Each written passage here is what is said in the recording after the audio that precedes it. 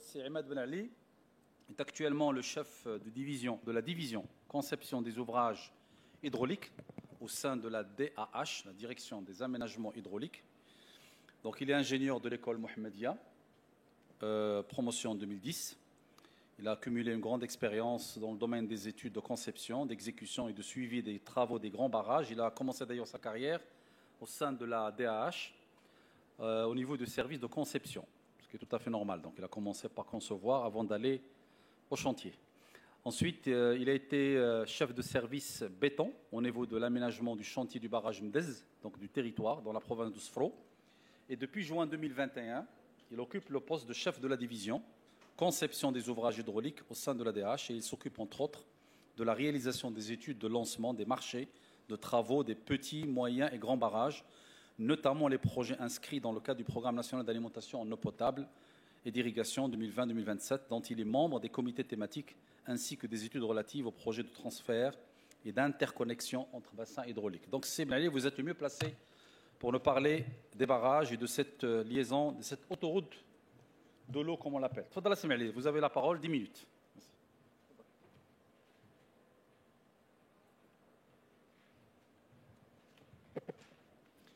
Merci, monsieur le modérateur. Mesdames et messieurs, je suis très... Mesdames et messieurs, j'ai l'immense plaisir de participer à cet événement de forum de BTP dans sa 6e édition. Je suis ravi de vous présenter aujourd'hui.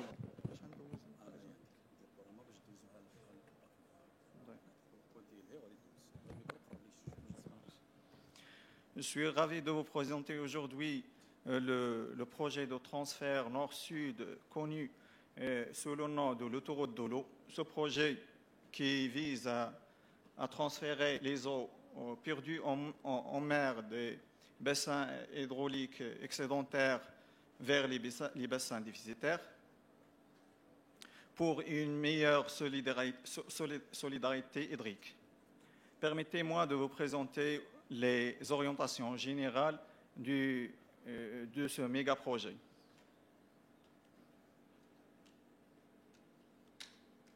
Avant de vous balancer et de vous plonger dans les détails de ce projet, permettez-moi de vous présenter le contexte général.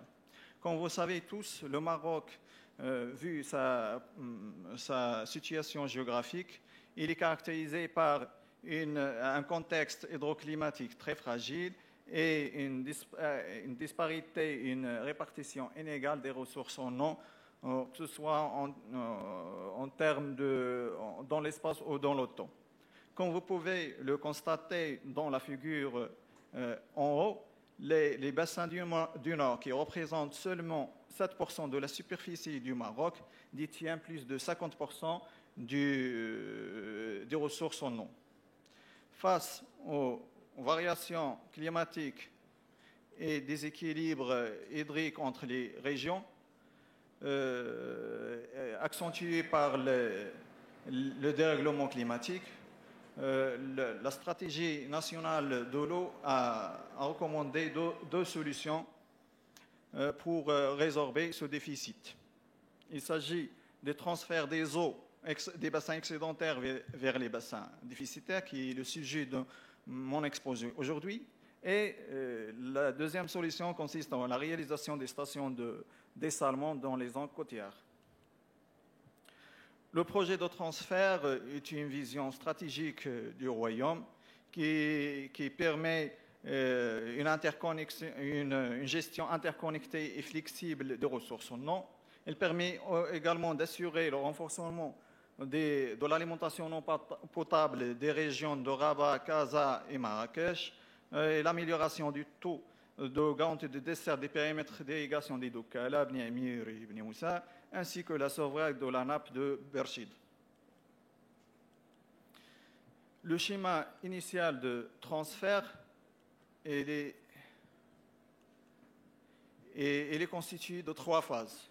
La première phase, elle consiste à la mobilisation des eaux excédentaires à partir de l'Ourga, à partir du barrage Koudiat Borna vers le barrage de Massira, en passant pour le barrage SMBA. La deuxième phase consiste en la mobilisation des excédents des bassins du Lao et Locus. Et la troisième phase, elle permet de la mobilisation des eaux excédentaires du Sebou à partir du barrage Gard-Sebou. Ce projet a été optimisé en termes de phasage et en termes de tracé également. Au niveau de phasage, la troisième phase a été avancée en premier et les deux autres phases ont été décalées par conséquence. La première phase est celle de la réalisation de la tranche urgente qui a été déjà réalisée en 2023 et la deuxième phase a subi une optimisation en termes de tracé. Au lieu d'aller vers de prendre l'eau à partir du barrage Kodir-Borna, on s'est branché directement à partir du barrage Gard-Sebou. Et la troisième phase aussi, il a connu une optimisation pour au niveau de son dernier tronçon où les eaux sont restituées directement sur le Oued Sebou. Ce projet permet de mobiliser 1,2 milliard de mètres cubes par an et pour un débit maximal de 45 mètres cubes par seconde. Et il s'étale sur une longueur de 370 km, constituée de 144 km de galeries, 144 km de conduite et 82 km de canaux, avec 7 stations de pompage pour vaincre une HMT totale de 600 mètres.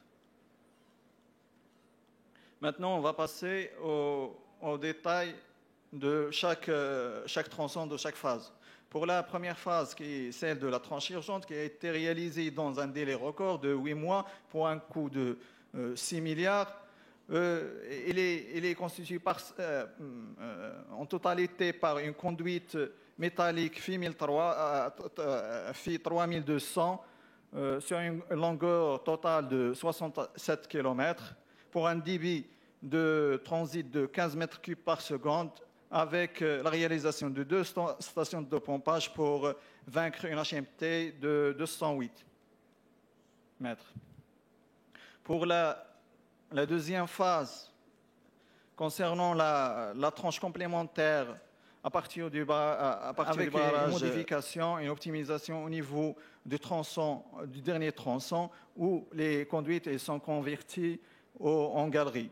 Ce projet contient 2 conduites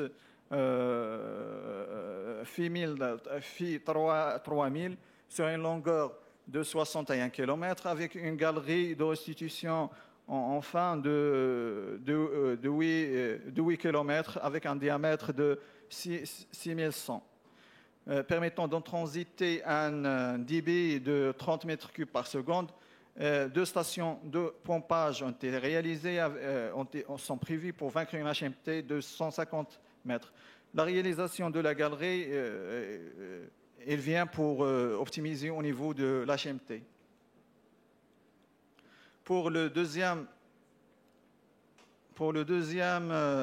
tronçon à partir du barrage SMBA ou le Massira, il est constitué par une succession de conduites et de canaux, avec, on termine avec une galerie de 62 km, avec un diamètre de 6100.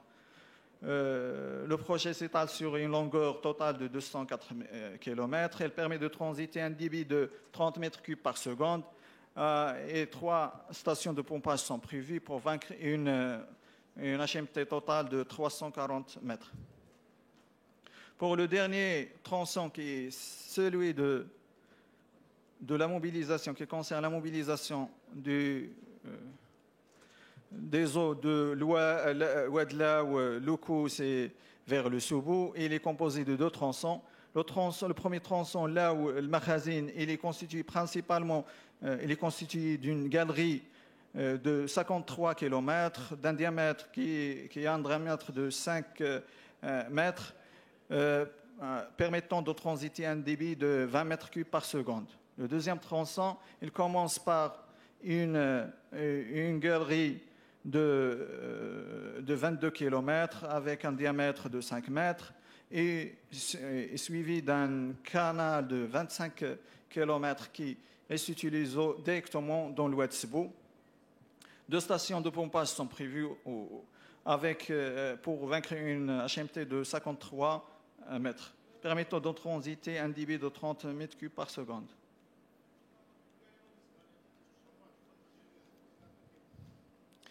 Voici un schéma synthétique du phasage du transfert du nord vers le sud.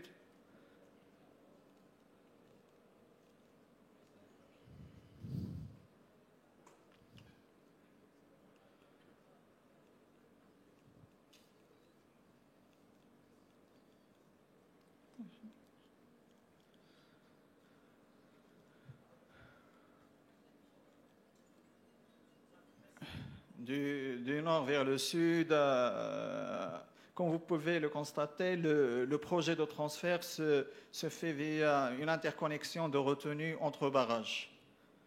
Maintenant, on va parler des barrages qui sont projetés. Des barrages qui sont projetés, que ce soit ceux qui interviennent directement dans le transfert d'eau ou ceux qui contribuent indirectement. On commence par les barrages qui contribuent directement dans le transfert. On a 2 barrages dans le bassin du Loukous qui sont projetés, à savoir le barrage Bni Mansour sur Ouadlo avec une capacité de 400 millions et le barrage Tfer qui est situé en queue de la retenue du Ouad al-Makhazin avec une capacité de 900 millions. Pour les autres barrages qui contribuent indirectement dans le projet de transfert, nous avons 4 barrages prévus au niveau du bassin du Sbou, à savoir le barrage Aoudiar qui est situé sur le cours d'eau qui porte le même nom avec une capacité de 900 à peu près 1 milliard de mètres cubes. Le barrage Tafran situé sur le cours d'eau d'El Aoudior avec une capacité qui allant de 1 milliard à 1 milliard 800 et le barrage Sid el-Morfi qui se situe sur le cours d'eau Hamzaz a pour une capacité de 700 millions. Et le 4e barrage concerne la surélévation du barrage Bouhouda situé sur le Ouad Sra pour passer d'une capacité de 55 millions à 600 millions. La réalisation de ces 4 barrages permettra de mobiliser un volume additionnel de plus de 3,5 milliards de mètres cubes. Ainsi, je viens à terme à ma présentation et merci pour votre attention.